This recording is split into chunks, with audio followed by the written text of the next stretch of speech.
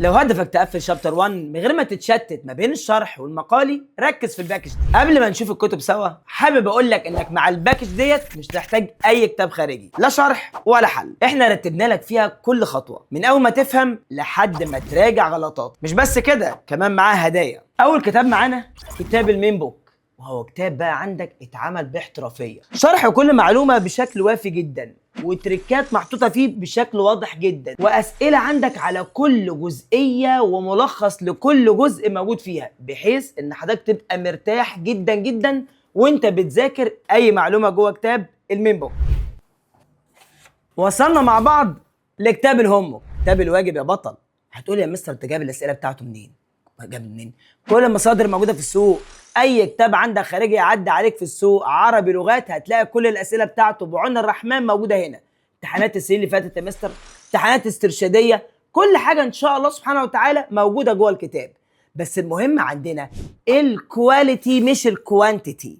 مهم عندنا انك تتمرن كويس، والاسئله بتاعت كل الواجبات اللي موجوده قدامك ديت، وكل سؤال فيه مرسوم باحترافيه ومحطوط كويس جدا جدا عشان يقدر يجذب عندك عينك وتلمح فيه كل التفاصيل اللي موجوده في كل سؤال. حضرتك الاسئله محطوطه بشكل متدرج من الاسهل للمتوسط للاصعب والادفانسد. تخرج عندك من الكتاب ده حط شابتر 1 في جيبك بعون الرحمن، شد حيلك يا بطل. بعد ما تشوف الشرح بتاعك كويس جدا، انت محتاج تطبق بقى. هو ده بقى سيشن ورك شيت، ده بيجي بعد الشرح مباشره، 10 اسئله على كل درس، تدريب بيهم، تدريب كويس جدا جدا على كل انواع الافكار اللي ممكن تقابلها، بحيث انك تبقى مطمن ان مفيش ولا فكره اتثبت في الدرس. وبعد كده تبتدي تختبر نفسك. سيشن ورك شيت لازم تتابعه معايا كلمه بكلمه، اما لما تيجي تطبق مع نفسك هتعمل حاجه تانية. المرحله الاخيره الكلاس ورك شيت، تيست يور سيلف بقى حضرتك قبل ما تخش على الواجب. كلاس ورك شيت اسئله برضو موجوده على كل درس، 10 اسئله تاني. بعلي بقى معاك الليفل واحده واحده، ما انا بعلى معاك واحده واحده توصل لغايه المرحله ديت ان شاء الله سبحانه وتعالى. طبعا هي اسئله متقسمه على كل درس، وكل مره برفع المستوى شويه.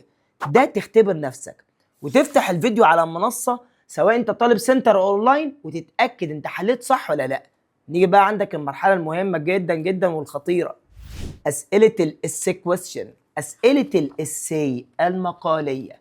كل درس حطينا عليه 15 سؤال، في 9 انت عندك هنا فوق ال 140 سؤال على تشابتر 1.